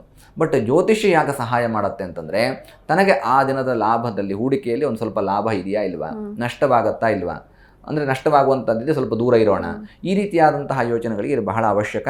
ಕರ್ಮಸ್ಥಾನದಲ್ಲಿ ಗುರು ಮತ್ತು ಏಕಾದಶ ಲಾಭಸ್ಥಾನದಲ್ಲಿ ಕುಜ ಇರತಕ್ಕಂಥದ್ರಿಂದಾಗಿ ಕನ್ಯಾ ರಾಶಿಯವರಿಗೆ ಈ ವಾರ ಹೂಡಿಕೆಯಲ್ಲಿ ಲಾಭವಾಗುತ್ತೆ. ಶೇರ್ ಮಾರ್ಕೆಟ್ಗಳಲ್ಲಿ ನಿಯಮಿತವಾದಂತಹ ಹೂಡಿಕೆಯನ್ನು ಮಾಡಬಹುದು. ಖಂಡಿತ ಗುರುಜಿ. ಇನ್ನು ತುಲಾ ರಾಶಿಯ ವಾರದ ಭವಿಷ್ಯವನ್ನು ನೋಡೋದಾದ್ರೆ, ಚಿತ್ತ, ಸ್ವಾತಿ, ವಿಶಾಖ ನಕ್ಷತ್ರಕ್ಕೆ ತುಲಾರಾಶಿ. ತುಲಾರಾಶಿ ಅಧಿಪತಿಯಾಗಿರ್ತಕ್ಕಂಥವನು ಶುಕ್ರನ ಸ್ಥಾನದ ಆಧಾರದ ಮೇಲೆ ಶನಿ ಜೊತೆಗೆ ಇರ್ತಕ್ಕಂಥದ್ರಿಂದ, ಶುಕ್ರ ಮತ್ತು ಶನಿ ಒಟ್ಟಿಗೆ ಇರ್ತಕ್ಕಂಥದ್ರಿಂದ, ಮಿತ್ರಗ್ರಹಗಳಾಗಿರ್ತಕ್ಕಂಥದ್ರಿಂದ ತುಲಾರಾಶಿಯವರಿಗೆ ಅಭಿವೃದ್ಧಿ ಆಗುತ್ತೆ. ಹೊಸ ಹೊಸ ವಸ್ತುಗಳ ಮಾರಾಟದಲ್ಲಿ ನಿಮ್ಮನ್ನು ತೊಡಗಿಸಿಕೊಳ್ತೀರಿ, ಅಥವಾ ಹೊಸ ವಸ್ತುಗಳ ಆಯ್ಕೆ, ಹೊಸ ಪ್ರಾಜೆಕ್ಟ್ಗಳ ಆಯ್ಕೆ, ಹೊಸ ವಿಷಯಗಳನ್ನು ಹಣದ ಅಭಿವೃದ್ಧಿಗೋಸ್ಕರವಾಗಿ, ಫೈನಾನ್ಷಿಯಲ್ ಗ್ರೋತ್ಗೋಸ್ಕರವಾಗಿ ನೀವು ಆಯ್ಕೆಯನ್ನು ಮಾಡಿಕೊಳ್ತೀರಿ. ಈ ವಾರ ಎಕನಾಮಿಕಲ್ ಗ್ರೋತ್ ತುಂಬ ಚೆನ್ನಾಗಿದೆ. ಒಂದು ಎಕ್ಸ್ಟ್ರಾ ಇನ್ಕಮಿಗೋಸ್ಕರ ಯಾವ್ಯಾವ ಹುದ್ದೆಯನ್ನು ಅಥವಾ ಉದ್ಯೋಗವನ್ನು, ವಿದ್ಯೆಯನ್ನು ಆಯ್ಕೆ ಮಾಡ್ಕೊಳ್ತಿರೋ, ವ್ಯಾಪಾರವನ್ನು ಆಯ್ಕೆ ಮಾಡ್ಕೊಳ್ತಿರೋ, ಇದೆಲ್ಲವೂ ಕೂಡ ನಿಮಗೆ ಹೆಚ್ಚು ಲಾಭವನ್ನು ತಂದುಕೊಡ್ತಕ್ಕಂತಹ ಯೋಗ ತುಲಾರಾಶಿಯವರಿಗೆ ಈ ವಾರ ಇದೆ. ಖಂಡಿತ ಗುರುಜಿ. ಇನ್ನು ವೃಶ್ಚಿಕ ರಾಶಿಯ ವಾರದ ಭವಿಷ್ಯವನ್ನು ನೋಡೋದಾದರೆ, ವಿಶಾಖ, ಅನುರಾಧ, ಜ್ಯೇಷ್ಠ ನಕ್ಷತ್ರಕ್ಕೆ ವೃಶ್ಚಿಕ ರಾಶಿಯ ಒಂದು ಚೂರು ಹಿಂದಿನ ವಾರ ಹೇಳಿದ್ದೆವು, ಆರ್ಥಿಕ ಮುಗ್ಗಟ್ಟನ್ನು ಅನುಭವಿಸುವಂತಹ ಸಾಧ್ಯತೆಗಳಿದ್ದಾವೆ ಅಂತ. ಬಟ್ ಈ ವಾರದ ಸಂದರ್ಭದಲ್ಲಿ ನಿಮಗೆ ವಿಶೇಷವಾದಂತಹ ಧನಲಾಭ ಅನ್ನುವಂಥದ್ದಿದೆ. ಖರ್ಚು ಹಾಗೇ ಇರುತ್ತೆ, ಖರ್ಚಲ್ಲಿ ಏನು ವ್ಯತ್ಯಾಸವಾಗೋದಿಲ್ಲ. ಹಣ ಬರುವಂಥದ್ದನ್ನು ಒಂದಷ್ಟು ಸದ್ವಿನಿಯೋಗ ಮಾಡ್ಕೊಳ್ತೀರಿ, ಸದುಪಯೋಗ ಮಾಡ್ಕೊಳ್ತೀರಿ, ಆರ್ಥಿಕ ಅಭಿವೃದ್ಧಿಯನ್ನು ಕಾಣ್ತಾ ಹೋಗ್ತೀರಿ. ನಿಮ್ಮ ಜೀವನದಲ್ಲಿ ಒಂದಷ್ಟು ಯಶಸ್ಸು ಅನ್ನುವಂಥದ್ದು ಸಿಗುತ್ತೆ. ವೃಶ್ಚಿಕ ರಾಶಿಯವರಿಗೆ ಆರ್ಥಿಕ ಮುಗ್ಗಟ್ಟಿನಿಂದ ಹೊರಗಡೆ ಬಂದರೆ ಯಾವ ಕಷ್ಟಗಳು ಇರೋದಿಲ್ಲ. ವೃಶ್ಚಿಕ ರಾಶಿಯವರು ಸದಾ ಅಪೇಕ್ಷೆ ಪಡ್ತಾ ಇರ್ತಕ್ಕಂಥದ್ದು ಅದು, ಯಾಕೆಂದರೆ ತುಂಬ ಶ್ರಮ ಪಟ್ಟಿರ್ತಕ್ಕಂತಹ ರಾಶಿ ಅದು. ಹಾಗಾಗಿ ಒಂದಷ್ಟು ಆರ್ಥಿಕ ಅಭಿವೃದ್ಧಿಗೆ ಲಕ್ಷ್ಮೀನಾರಾಯಣ ಆರಾಧನೆ, ಲಕ್ಷ್ಮೀನಾರಾಯಣ ಮೂಲಮಂತ್ರಗಳನ್ನ ಹೇಳ್ಕೊಳ್ಳಿ. ವೃಶ್ಚಿಕ ರಾಶಿಯವರು ಫೈನಾನ್ಷಿಯಲ್ ಗ್ರೋತನ್ನು ಕಾಣ್ಬೋದು. ಇನ್ನು ಧನುರ್ ರಾಶಿಯ ವಾರದ ಭವಿಷ್ಯವನ್ನು ನೋಡೋದಾದರೆ ಗುರೂಜಿ. ಮೂಲ, ಪೂರ್ವಾಷಾಢ, ಉತ್ತರಾಷಾಢ ನಕ್ಷತ್ರಕ್ಕೆ ಧನುಸ್ಸು ರಾಶಿ ಬರುತ್ತೆ. ಧನುಸ್ಸು ರಾಶಿ ಅಧಿಪತಿ ಆಗಿರತಕ್ಕಂಥವನು ಗುರು. ನೋಡಿ, ಧನುಸ್ಸು ರಾಶಿಯವರು ಮಾತಿನಲ್ಲಿ ಸ್ವಲ್ಪ ಹಿಡಿತ ಇಟ್ಕೋಬೇಕಾಗತ್ತೆ. ಮೊನಚಾದಂತಹ ಮಾತು ಅಥವಾ ಕೋಪ, ಸಡನ್ನಾಗಿ ಕೋಪ ಬರ್ತಕ್ಕಂಥದ್ದು, ಅಥವಾ ಅನವಶ್ಯಕವಾದಂತಹ ಡಿಸಿಷನ್ಗಳನ್ನು ತೆಗೆದುಕೊಂಡು ಸಮಸ್ಯೆಗೆ ಸಿಕ್ಕಿ ಹಾಕಿಕೊಳ್ತಕ್ಕಂತಹ ಸಾಧ್ಯತೆಗಳು ಧನುಸ್ಸು ರಾಶಿಯವ್ರಿಗೆ ಬರುತ್ತೆ. ಹಾಗಾಗಿ ಸ್ವಲ್ಪ ಶಾಂತತೆಯಿಂದಿರಲಿಕ್ಕೆ ಮಹಾಮೃತ್ಯುಂಜಯ ಮಂತ್ರಗಳ ಆರಾಧನೆ, ಮೃತ್ಯುಂಜಯ ಸ್ಮರಣೆ, ಶಿವನಿಗೆ ಬಿಲ್ವಪತ್ರೆ ಸಮರ್ಪಣೆಯನ್ನು ಮಾಡ್ತಕ್ಕಂಥದ್ದು. ಮಾಸ ಶಿವರಾತ್ರಿ ಇದೆ, ಅಮಾವಾಸ್ಯೆ ಇದೆ. ಮಹಾಮೃತ್ಯುಂಜಯವನ್ನು ಯಾರು ಹೇಳ್ಕೊಂಡ್ರೂ ಕೂಡ ಅವರಿಗೆ ಪೀಸ್ ಆಫ್ ಮೈಂಡ್ ಸಿಗತ್ತೆ, ಶಾಂತಿ ಸಿಗತ್ತೆ, ಮತ್ತು ವಾಕ್ಸಿದ್ಧಿ ಅನ್ನುವಂಥ ಸಿಗತ್ತೆ. ನಾನು ಏನು ಯೋಚನೆ ಮಾಡ್ತೀನಿ ಅದು ಆಗೋದೇ ಇಲ್ಲ ಗುರುಗಳೇ ಅಂತ ಹೇಳಲ್ವ ಎಲ್ಲರೂ ಸರ್ವೇ ಸಾಮಾನ್ಯವಾಗಿ ಹೇಳ್ತಾರೆ. ಅಂಥವ್ರು ಮಹಾಮೃತ್ಯುಂಜಯ ಮಂತ್ರವನ್ನು ಯಾವುದೇ ಇರ್ರೆಸ್ಪೆಕ್ಟಿವ್ ಎಲ್ಲ ರಾಶಿಗಳು ಎಲ್ಲರೂ ಹೇಳ್ಕೊಳ್ಬೋದು. ಮಹಾಮೃತ್ಯುಂಜಯ ಮಂತ್ರವನ್ನು ಹೇಳ್ಕೊಂಡ್ರೆ ವಾಕ್ಸಿದ್ಧಿ, ವಾಕ್ಶುದ್ಧಿ, ಮಾನಸಿಕ ನೆಮ್ಮದಿ ಅನ್ನುವಂಥದ್ದು ಸಿಗತ್ತೆ. ಅದು ಈ ವಾರ ಧನುಸ್ಸು ರಾಶಿಯವರಿಗಿದೆ. ಖಂಡಿತ ಗುರುಜಿ. ಇನ್ನು ಮಕರ ರಾಶಿಯ ವಾರದ ಭವಿಷ್ಯವನ್ನು ನೋಡೋದಾದ್ರೆ, ಉತ್ತರಾಷಾಢ, ಶ್ರವಣ, ಧನಿಷ್ಠ ನಕ್ಷತ್ರಕ್ಕೆ ಮಕರ ರಾಶಿ. ಮಕರ ರಾಶಿ ಅಧಿಪತಿ ಆಗಿರ್ತಕ್ಕಂಥವನು ಶನಿ. 7.5 ಮುಗಿದಿದೆ, ಗೋಚಾರದಲ್ಲಿ ಶನಿ ಶುಭ ಸ್ಥಾನದಲ್ಲಿದ್ದಾನೆ. ಮಾನಸಿಕ ನೆಮ್ಮದಿ ಸಿಗತ್ತಾ, ಕೋಪ ಕಡಿಮೆ ಆಗತ್ತಾ ಅಂತ ಕೇಳಿದ್ರೆ ಮಕರ ರಾಶಿಯಲ್ಲಿ ಈ ವಾರ ಇಲ್ಲ. ಒಂದು ಸ್ವಲ್ಪ ಯಥೇಚ್ಛವಾದಂತಹ ಕೋಪಗಳಿರುತ್ತೆ, ಮಾನಸಿಕ ನೆಮ್ಮದಿ ಇರೋದಿಲ್ಲ, ಯಾರನ್ನೂ ಅನಾವಶ್ಯಕವಾಗಿ ದೂಷಣೆ ಮಾಡುವಂತಹ ಕಾಲಗಳಿರುತ್ತೆ, ಸಾಧ್ಯತೆಗಳಿರುತ್ತೆ. ಹಾಗಾಗಿ ಒಂದಷ್ಟು ಮಾನಸಿಕವಾಗಿ ನಿಮ್ಮನ್ನು ನೀವು ಕಂಟ್ರೋಲ್ ಮಾಡ್ಕೋಬೇಕು. ಶನಿ ಮಂತ್ರಗಳನ್ನ ಹೇಳ್ಕೋಬೇಕು, ಹನುಮಾನ್ ಚಾಲಿಸ ಪಠಣ ಮಾಡ್ಕೊಳ್ಬೇಕು, ಶನಿಯ ಸ್ಮರಣೆ ಮಾಡ್ತಕ್ಕಂಥದ್ದು. ನಿಮ್ಮದೇ ರಾಶಿಯ ಅಧಿಪತಿ ಶನಿಯ ಸ್ಮರಣೆಯಿಂದ ಮಕರ ರಾಶಿಯವರಿಗೆ ಹೆಚ್ಚೆಚ್ಚು ಯಶಸ್ಸು, ಲಾಭ ಅನ್ನೋದು ಸಿಗುತ್ತೆ. ಮಾನಸಿಕವಾಗಿ ಸಂತೋಷವಾಗಿರ್ತೀರಿ ಮತ್ತು ಮನಸ್ಸು ಉದ್ವೇಗಕ್ಕೊಳಗಾಗೋದಿಲ್ಲ. ಕೂಲಾಗಿರೋದಕ್ಕೆ ಮಕರ ರಾಶಿಯವರಿಗೆ ಈ ಶನಿ ಮಂತ್ರಗಳು ಬಹಳ ಪ್ರಯೋಜನಕಾರಿ ಈ ವಾರ. ಖಂಡಿತ ಗುರುಜಿ. ಇನ್ನು ಕುಂಭ ರಾಶಿಯ ವಾರದ ಭವಿಷ್ಯವನ್ನು ತಿಳಿಸಿ ಗುರುಜಿ. ಧನಿಷ್ಠ, ಶತವಿಷ, ಪೂರ್ವಾಭಾದ್ರ ನಕ್ಷತ್ರಕ್ಕೆ ಕುಂಭರಾಶಿ. ಕುಂಭರಾಶಿಯಲ್ಲಿಯೇ ಜನ್ಮಸ್ಥನಾಗಿ ರಾಹು ಇದ್ದಾನೆ. ಧನಸ್ಥಾನದ ಶುಕ್ರ ಮತ್ತು ಶನಿ ಇದ್ದಾನೆ. ಆರೋಗ್ಯಾಭಿವೃದ್ಧಿ ಆಗುತ್ತೆ. ಜನ್ಮಸ್ಥ ರಾಹುವಿಗೆ ಶನಿಯ ಬಲ ಇರತಕ್ಕಂಥದ್ರಿಂದ ಆರೋಗ್ಯಾಭಿವೃದ್ಧಿ ಆಗುತ್ತೆ. ಹಲವು ದಿನಗಳಿಂದ ಸಮಸ್ಯೆಯನ್ನು ಅನುಭವಿಸ್ತಾ ಇರತಕ್ಕಂತಹ ಅನಾರೋಗ್ಯ ಸಮಸ್ಯೆಗಳೇನಿದ್ದಾವೋ ಅದೆಲ್ಲವೂ ಕೂಡ ನಿಮ್ಮನ್ನು ಒಂದು ಉತ್ತಮವಾದಂತಹ ಆರೋಗ್ಯಕ್ಕೆ ತಂದು ಕೊಡುತ್ತೆ. ಅಂದರೆ ಒಂದೇ ವಾರದಲ್ಲಿ ಎಲ್ಲ ಕಡಿಮೆ ಆಗ್ಬಿಡುತ್ತಾ ಗುರುಗಳೇ ಅಂತಂದರೆ ಒಂದಷ್ಟು ಚೈತನ್ಯ ಅನ್ನುವಂಥದ್ದು ಕಾಣುತ್ತೆ, ಲವಲವಿಕೆ ಅನ್ನುವಂಥದ್ದು ಕಾಣುತ್ತೆ, ಲೇಜಿನೆಸ್ ಇರ್ತಕ್ಕಂಥ ದೂರವಾಗುತ್ತೆ. ಏನೋ ಜಡತ್ವ, ಇಂಟ್ರೆಸ್ಟ್ ಇಲ್ಲ, ಅಥವಾ ಯಾವುದೋ ಒಂದು ಅನಾರೋಗ್ಯ ಹೇಳ್ಕೊಳಕ್ಕಾಗ್ತಿಲ್ಲ. ಅದು ಈ ಉದಾಹರಣೆಗೆ ವೈದ್ಯರ ಹತ್ರಕ್ಕೆ ಹೋದರೆ ಯಾವುದೂ ಸಮಸ್ಯೆ ಇಲ್ಲ ಅಂತ ಹೇಳ್ತಾರೆ, ಬಟ್ ಮನೆಗೆ ಬಂದರೆ ಆ ಸಮಸ್ಯೆ ಮುಗಿದಿರೋದಿಲ್ಲ. ಅಥವಾ ಎಕ್ಸ್ರೇ ಸ್ಕ್ಯಾನಿಂಗ್ ಮಾಡೋದ್ರಲ್ಲಿ ಏನೂ ಸಮಸ್ಯೆ ಇರೋದಿಲ್ಲ. ಈ ರೀತಿಯಾದಂತಹ ಸಮಸ್ಯೆಗಳು ಕುಂಭರಾಶಿಯವರು ಕಾಣಿಸ್ಕೊಳ್ಳುವಂತಹ ಸಾಧ್ಯತೆಗಳು. ಆದರೆ ಅದರಿಂದ ಈ ವಾರ ಹೊರಗೆ ಬರ್ತೀರಿ, ಉತ್ತಮವಾದಂತಹ ಆರೋಗ್ಯವನ್ನು ಪ್ರಾಪ್ತ ಮಾಡ್ಕೊಳ್ತೀರಿ. ಫೈನಾನ್ಷಿಯಲ್ ಗ್ರೋತ್ ತುಂಬ ಚೆನ್ನಾಗಿದೆ ಮತ್ತು ನಿಮ್ಮ ಉದ್ಯೋಗದಲ್ಲಿ ಯಶಸ್ಸು ಅನ್ನುವಂಥ ಚೆನ್ನಾಗಿದೆ. ಶೇರ್ ಮಾರ್ಕೆಟ್ಗಳ ಹೂಡಿಕೆಯನ್ನು ಮಾಡಬಹುದು, ಯಶಸ್ಸಾಗುತ್ತೆ, ಜಯವಾಗುತ್ತೆ. ಖಂಡಿತ ಗುರುಜಿ. ಇನ್ನು ಕೊನೆಯದಾಗಿ ಮೀನ ರಾಶಿಯ ವಾರದ ಭವಿಷ್ಯವನ್ನು ನೋಡೋದಾದ್ರೆ, ಪೂರ್ವಾಭಾದ್ರ, ಉತ್ತರಾಭಾದ್ರ, ರೇವತಿ ನಕ್ಷತ್ರಕ್ಕೆ ಮೀನರಾಶಿ. ರಾಶಿಯಾಧಿಪತಿಯಾಗಿರ್ತಕ್ಕಂಥವನು ಗುರು. ನಿಮ್ಮ ರಾಶಿಯಲ್ಲಿ ಶುಕ್ರ ಮತ್ತು ಶನಿ ಇದ್ದಾರೆ. ಅದೇ ರೀತಿಯಾಗಿ ಸಾಧಕ ಸ್ಥಾನದಲ್ಲಿ ಕೇತು, 6ನೇ ಮನೆಯಲ್ಲಿರ್ತಕ್ಕಂತಹ ಕೇತುಂ ಕುಲಸ್ಯ ಉನ್ನತಿಂ ಅಂತ ಹೇಳ್ತೇವೆ. ಎಲ್ಲ ಗ್ರಹಗಳನ್ನು ನೋಡೋಕ್ಕಾಗತ್ತಂತ ಕೇಳಿದ್ರೆ ಪಂಚಮಾರಿಷ್ಟ ಕುಜ, ಭೂಮಿ ವ್ಯವಹಾರ ಆಗಬರೋದಿಲ್ಲ. ಸುಖಸ್ಥಾನದಲ್ಲಿ ಗುರು ಇದ್ದಾನೆ. 4ನೇ ಮನೆ ಮತ್ತು 6ನೇ ಮನೆ ಮೀನರಾಶಿಯವರಿಗೆ ಬಹಳ ಯಶಸ್ಸನ್ನು ಕೊಡ್ತಕ್ಕಂತಹ ಸಮಯವಾಗಿದೆ ಈ ವಾರ. ಯಾಕೆ ಅಂತಂದರೆ ಕೇತು ನಿಮ್ಮ ಅಭಿವೃದ್ಧಿಯನ್ನು ಮಾಡ್ತಾ ಹೋಗ್ತಾನೆ. ಎಲ್ಲ ವಾರಗಳು ಒಂದೇ ರೀತಿಯಲ್ಲಿ ನಮ್ಮ ಫಲಗಳಿರುತ್ತಾ ಅಂತ ಕೇಳಿದ್ರೆ ಇಲ್ಲ, ವೇರಿಯೇಷನ್ ಆಗುತ್ತೆ. ಆದರೆ ನಿಮಗೆ ಗುರು ಈ ವಾರ ನಿಮಗೆ ಹೆಚ್ಚು ಬಲವನ್ನು ಕೊಡ್ತಾನೆ. ಗುರು ಬಲ ಸಕ್ಸಸ್ ಅನ್ನುವಂಥದ್ದಿರುತ್ತೆ. ಏನೇ ಕೆಲಸ ಮಾಡಿ, ವ್ಯವಹಾರ ಮಾಡಿ, ಸ್ಟೂಡೆಂಟಿಂದ ಹಿಡಿದು ರಿಟೈರ್ಡ್ ಆಗೋವರೆಗೆ ಯಾವುದೇ ಕ್ಷೇತ್ರದಲ್ಲಿದ್ದರೂ ಕೂಡ ನಿಮಗೆ ಈ ವಾರ ಗುರುವಿನ ಅನುಗ್ರಹ ಚೆನ್ನಾಗಿರುತ್ತೆ. ಗುರುವಿನ ಬಲ, ರಾಶಿಯಾಧಿಪತಿಯೂ ಆಗಿದ್ದಾನೆ, ಸುಖಸ್ಥಾನದಲ್ಲಿದ್ದಾನೆ. ಹಾಗಾಗಿ ಗುರುವಿನ ಬಲ ಚೆನ್ನಾಗಿರುತ್ತೆ, ಸಕ್ಸಸ್ ರೇಟಿಂಗ್ ಜಾಸ್ತಿ ಇರುತ್ತೆ. ಔಟ್ ಆಫ್ 10 ಹೀಗೆ ನಾವು ಹೇಳಬೇಕಾದಂಥದ್ದು. ಯಾಕೆಂದರೆ ಎಲ್ರಿಗೂ ಅದೇ ಸಿಗತ್ತಾ ಗುರುಗಳೇ ಅಂತ ಕೇಳಿದರೆ ಕಡಿಮೆ ಸಿಗ್ಬೋದು ಇರ್ಬೋದು, ಅದು ಜಾತಕದ ಗ್ರಹಸ್ಥಿತಿಗಳ ಆಧಾರದ ಮೇಲೆ. ಬಟ್ ಒಟ್ಟಾರೆಯಾಗಿ ರೇಷಿಯೋ ಅಂತ ತೆಗೆದುಕೊಂಡ್ರೆ ನಿಯರ್ ಬೈ ನಿಮಗೂ ಔಟ್ ಆಫ್ 10 9 ಸಿಗುತ್ತೆ. ಅಂದರೆ ಗುರು ಬಲ ಚೆನ್ನಾಗಿದೆ. ಮತ್ತು ಕೇತು 6ನೇ ಮನೆಯಲ್ಲಿರೋದ್ರಿಂದ 3, 6, 11 ಕೇತುವಿಗೆ ಉತ್ತಮವಾದಂತಹ ಸ್ಥಾನವಾಗಿರೋದ್ರಿಂದಾಗಿ ಕೇತುವಿನಿಂದ ಅಭಿವೃದ್ಧಿ ಆಗುತ್ತೆ. ಇಷ್ಟವಾದ ವಸ್ತುಗಳನ್ನು ಕೊಂಡುಕೊಳ್ತೀರಿ. ಕೊಂಡಂತಹ ವಸ್ತುಗಳು ನಿಮ್ಮ ಮನೆಗೆ ಅವಶ್ಯಕತೆ ಇರುತ್ತೆ ಮತ್ತು ಅದರಿಂದ ಅಭಿವೃದ್ಧಿಯನ್ನು ಕಾಣುತ್ತೆ, ಸಂತೋಷ ಕೊಡುತ್ತೆ. ಮನೆಯಲ್ಲಿ ಯಾರಿಗೂ ಇಷ್ಟ ಇರುತ್ತೆ, ಅದನ್ನು ಪೂರೈಸಿಕೊಳ್ತೀರಿ. ಮತ್ತು ಮನೆಯಲ್ಲಿ ತಂದೆ ತಾಯಿಗಳು ಅಥವಾ ಕುಟುಂಬದವರು ಬಂಧು ಬಾಂಧವರ ಜೊತೆಗೆ ಉತ್ತಮವಾದಂತಹ ವಾತಾವರಣ ಪ್ರೀತಿ ವಿಶ್ವಾಸವನ್ನು ವೃದ್ಧಿ ಮಾಡಿಕೊಳ್ತಾ ಹೋಗ್ತೀರಿ ಮೀನರಾಶಿ. 12 ರಾಶಿಗಳ ವಾರದ ಭವಿಷ್ಯದ ಬಗ್ಗೆ ತಿಳಿದುಕೊಂಡ್ವಿ. ಇನ್ನು ಗುರುಜಿ, ಈ ವಾರ ಶನೈಶ್ಚರ ಜಯಂತಿ ಕೂಡ ಇರುವಂಥದ್ದು. ಈ ದಿನದ ವಿಶೇಷತೆ ಹೇಗೆ, ಏನು ಅಂತ? ಎಸ್, ನಾವು ಹಿಂದಿನ ವಾರವೇ ವೀಕ್ಷಕರಿಗೆ ನೆನಪನ್ನು ಮಾಡಿದೆವು ಅಲ್ವಾ? ಮುಂದಿನ ವಾರದಲ್ಲಿ ಶನೈಶ್ಚರ ಜಯಂತಿ ಬರುತ್ತೆ ಅನ್ನುವಂಥದ್ದು. ನೋಡಿ, ಕಲಿಯುಗದಲ್ಲಿ ಬಹಳ ವಿಶೇಷವಾದಂತಹ ಗ್ರಹ ಶನಿ ಪರಮಾತ್ಮ. ಯಾವ ಗ್ರಹಕ್ಕೆ ನೀವು ಪೂಜೆ ಮಾಡ್ತೀರೋ ಬಿಡ್ತೀರೋ, ಆದರೆ ಶನಿಯ ಆರಾಧನೆಯನ್ನು ಬಹಳ ಮುಖ್ಯವಾಗಿ ಮಾಡಬೇಕಾಗತ್ತೆ. ಯಾಕೆಂದರೆ ಶನಿ ತನ್ನ ಪ್ರಭಾವವನ್ನು ಪ್ರತ್ಯಕ್ಷವಾಗಿ ತೋರಿಸ್ತಾ ಹೋಗ್ತಾನೆ. ನೀವು ರಾಜ ವಿಕ್ರಮನ ಕಥೆಯನ್ನು ಕೇಳಿದರೆ, ಒಂದು ಕೋಣೆಯಲ್ಲಿ, ಒಂದು ವ್ಯಾಪಾರಿಯ ಕೋಣೆಯಲ್ಲಿ ಮಲಗಿರ್ತಕ್ಕಂತಹ ಸಂದರ್ಭದಲ್ಲಿ ಹಂಸ ಪಕ್ಷಿ ಬಂದು ಮುತ್ತಿನ ಹಾರವನ್ನು ಕದ್ದುಕೊಂಡು ಹೋಯಿತು ಅನ್ನೋದಾಗಿ ನೀವು ಕಥೆಯಲ್ಲಿ ಓದಿರ್ತೀರಿ, ಕೇಳಿರ್ತೀರಿ ಅಲ್ವಾ? ಅಂದರೆ ಆಪಾದನೆಗಳು ಬರಬೇಕು ಅನ್ನುವಂಥದ್ದಿದ್ರೆ ಶನಿ ಪರಮಾತ್ಮನ ದೋಷಗಳಿದ್ರೆ ಯಾವ ರೀತಿಯಾಗಾದರೂ ಬರುತ್ತೆ ಅನ್ನುವಂಥದ್ದು. ಶನೈಶ್ಚರ ಜಯಂತಿ ನೋಡಿ, ಕರ್ಮಕಾರಕ ಆಯುಷ್ಯಕಾರಕ. ಎಲ್ಲರಿಗೂ ಆಯುಷ್ಯ ಬೇಕು, ಬದುಕಿರುವವರೆಗೂ ಕೂಡ ಆರೋಗ್ಯದಾಯಕವಾಗಿರಬೇಕು. ರೀ ಆಯುಷ್ಯ ಇದ್ರೆ ಆಗಲಿಲ್ಲ, ಆರೋಗ್ಯವೂ ಬೇಕು ಅಲ್ವಾ? Bed ridden ಆಗಬಾರ್ದಲ್ವ? ಹಾಗಿದ್ದಂತಹ ಸಂದರ್ಭದಲ್ಲಿ ಶನಿಯ ಆರಾಧನೆ, ಶನಿಯ ಮಂತ್ರಗಳು, ಶನಿಗೆ 23,000 ಸಂಖ್ಯೆಯಲ್ಲಿ ಜಪ, ಅದರಲ್ಲೂ ವಿಶೇಷವಾಗಿ ಎಳ್ಳಿನಿಂದ ಹೋಮ, ತಿಲ ಕಪ್ಪು ಎಳ್ಳಿನಿಂದ ಹೋಮ ಅಥವಾ ಅಗ್ನಿಯಲ್ಲಿ ಸಮರ್ಪಣೆ ಮಾಡ್ತಕ್ಕಂಥದ್ದು. ಅಂದರೆ ಹೇಗೆ ಅಂದರೆ ಎಳ್ಳುಬತ್ತಿ ಅಂಟಿಸಿ ನೀವು ದೇವಸ್ಥಾನಗಳಲ್ಲಿ ಅಗ್ನಿಯಲ್ಲಿ ಹಾಕುವಂಥದ್ದನ್ನು ನೋಡಿರ್ತೀರಿ. ಅದು ಬಹಳ ವಿಶೇಷವಾದಂತಹ ಶಾಸ್ತ್ರ. ಕಪ್ಪು ಬಟ್ಟೆಯಲ್ಲಿ ಕರಿ ಎಳ್ಳನ್ನು ಹಾಕಿ ಎಳ್ಳೆಣ್ಣೆಯಲ್ಲಿ ಅದ್ದಿ ದೇಹಕ್ಕೆ, ನಮ್ಮದೇ ದೇಹಕ್ಕೆ 3 clockwise 3 anticlockwise ಸುತ್ತಿ ಅಗ್ನಿಯಲ್ಲಿ ಹಾಕೋದ್ರಿಂದ ಶನೈಶ್ಚರನ ಅನುಗ್ರಹ ಪ್ರಾಪ್ತವಾಗುತ್ತೆ. 7 ಜನ್ಮದ ಪಾಪ ಪರಿಹಾರವಾಗುತ್ತೆ. ಶನಿಯ ಸಂಖ್ಯೆ 7, ಹಾಗಾಗಿ ಎಲ್ಲ ಪಾಪಗಳ ಪರಿಹಾರವಾಗುತ್ತೆ. ಇದ್ರ ಜೊತೆಗೆ ಒಂದು ಹೊಸದಾಗಿರ್ತಕ್ಕಂತಹ ಕಬ್ಬಿಣದ ಪಾತ್ರೆ ನಾವು ಬಯಸ್ತೇವೆ. ನಾವು ಬೆಳ್ಳಿ ಪಾತ್ರೆಯಲ್ಲಿ ಕೊಟ್ಟರೆ ಬೇಗ ಪಾಪ ಪರಿಹಾರ ಆಗುತ್ತಾ? ಚಿನ್ನದ ಪಾತ್ರೆಯಲ್ಲಿ ಕೊಡಬಹುದು, ಶಕ್ತಿ ಇದ್ದವ್ರು ಮಾಡ್ತಿದ್ರೇನೋ. ಆದರೆ ಶನಿ ಪರಮಾತ್ಮನ ಇದು ಯಾವುದೂ ಬೇಕಿಲ್ಲ, ಅವ್ನು ಕೇಳ್ತಾ ಇರೋದು ನಮ್ಮ ಭಕ್ತಿಯನ್ನು. ಹಾಗಾಗಿ ಕರ್ಮಕಾರಕ ಅಂತ ಹೇಳ್ತಾರೆ. ಈ ಸಂದರ್ಭದಲ್ಲಿ ಮಾಡ್ಕೋಬೇಕು. ಕಬ್ಬಿಣದ ಬಾಂಡ್ಲಿಯಲ್ಲಿ ಎಳ್ಳೆಣ್ಣೆಯನ್ನು ಹಾಕಿ ಅದರಲ್ಲಿ 1 ಹಿಡಿ ಎಳ್ಳು, 1 ಮುಷ್ಟಿ ಎಳ್ಳು, ಆ ಎಳ್ಳನ್ನು ಪುನಃ ಮತ್ತೆ clockwise anticlockwise ನಮ್ಮ ದೇಹಕ್ಕೆ ನಾವೇ ಎಡಗೈಯಿಂದ ಸುತ್ತಕೊಳ್ಬೇಕು. ಸುತ್ತಿಕೊಂಡು ಆ ಎಳ್ಳೆಣ್ಣೆಯಲ್ಲಿ ಹಾಕಿ ನಮ್ಮ ಶ್ಯಾಡೋ, ನಮ್ಮ ನೆರಳನ್ನು ನೋಡಬೇಕು ಎಳ್ಳೆಣ್ಣೆಯಲ್ಲಿ. ಅದನ್ನು ಸ್ವಾಮಿಯ ಪಾದಕ್ಕೋ ಅಥವಾ ಹಾಕುವಂತಹ ದೇವಸ್ಥಾನಗಳಿದ್ದರೆ ವಿಗ್ರಹಕ್ಕೋ ಸಮರ್ಪಣೆಯನ್ನು ಮಾಡಿ ಶನಿ ಸ್ತೋತ್ರಾದಿಗಳನ್ನ ಹೇಳ್ಕೊಳ್ತಕ್ಕಂಥದ್ದು.